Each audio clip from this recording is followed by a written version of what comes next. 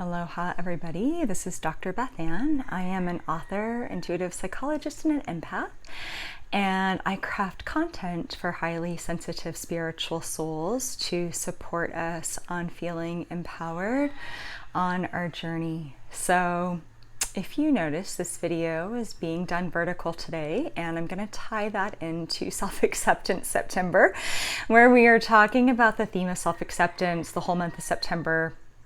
And what I want to focus on today is self-commitment and why I believe self-commitment is so important on our journeys. And I will tell you how that ties in with me holding my phone.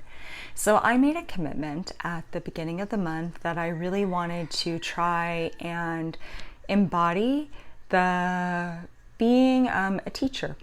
Being a teacher and actually teaching other people. I write quite a bit and I'm a teacher in my words, but I wanted to do that in more of a spoken way. And I thought, well, how can I do that? And I thought, well, you can make YouTube videos. You have a station. You don't really do a lot with it. Why don't you commit to doing a video daily for the next 3 months? And that was a big commitment. I really thought about whether or not I wanted to do that before I agreed to it in my heart. But I know myself really well and know that I needed to give it a really fair shake to see how it felt, and that a month didn't quite feel long enough. And I thought, well, 3 months is a good time to just see, how does it go? How does it feel to embody being a teacher? How does it feel to speak? How does it feel to allow yourself to step into that role and believe in yourself? And that's the self-commitment piece I really want to focus on today. Part of self-acceptance is whatever dream we have, whatever we want to bring into the world, whether it's something like we want to be a writer, we want to be an artist, we want to be a psychic, we want to be a teacher, we want to be kind maybe. Maybe you just want to embody your spiritual practices more. Maybe you want to be more dedicated to something in your life. Whatever those things are, a lot of times what happens is we look to the world to validate that dream for us. We look to somebody else to come along and say, like, yes, you should do this. This is a great idea. We look to external validators that give us permission to do it. It's like we're all waiting for permission. And I think part of self-acceptance is being committed to accepting whatever dreams we have in our hearts and being committed to saying, I believe in this dream. I believe in my ability to bring this into fruition. Like, I commit to my dream. And we have to learn to internally validate ourselves. A lot of times the external validation only comes along after we've done a ton of hard work and put a lot of effort and energy into it. It's the internal validation that matters. If you're training for a marathon or a big race or something like that, it's the daily practice. It's you getting out of bed and going running. It's you staying committed to your like training goals. And a lot of times, I guess, unless you're paying a coach or a trainer, which is why they're out there, but a lot of times, I mean, nobody can do it for you. Somebody can cheer you on, but you have to show up for yourself. You have to be committed to yourself, and you have to be committed like for yourself. So I made this commitment to do my little videos and just do small, like 5 to 7 minute teaching videos, and start a different theme every month. And yesterday, I have like a little tripod thing so I don't have to hold the phone, and it broke.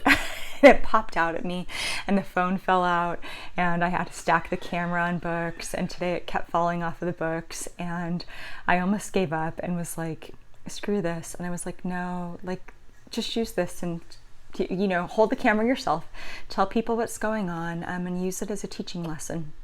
Use it as a reminder for all of us. Like, that's how committed we have to be. We have to be resourceful. We have to be resilient. We have to find another way.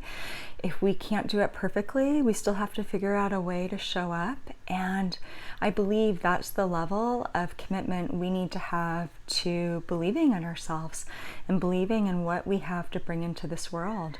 Nobody's going to come along and give us permission. They might. I mean, we can pay a coach, I do intuitive mentoring and guidance. You know, we can have other people like speak truth into our life and say, I believe in you, this looks really good for you. But for the most part, when I say the world, I mean like the bigger population, you know, they're not going to say, go for it. We have to learn to do that ourselves. And sometimes we have to embody the energy of it. Like if you want to be a writer and that feels really big and scary for you, write a page every day. You know, write a blog post every week. Find some way to start to embody the energy of who you want to be. If you want to be a yoga teacher, you know, figure out a way to start embodying that, whatever it is. It doesn't have to be big and it doesn't have to be perfect. That's the big piece. We don't have to be an expert to do it. We don't have to be super polished with top of the line stuff. We just have to be willing to show up for ourselves. We have to be willing to commit to ourselves.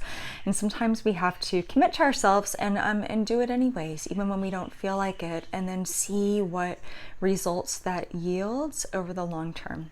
So I showed up today holding my phone in my office, and I'm going to show up tomorrow, and until I get a new tripod I might be doing this, and that's fine, because that's how important our dreams are. We have to find a way to do it and not let anybody or anything, including technology fails, be an impediment to doing that. So with that, have a beautiful rest of the day. I will see you back here tomorrow.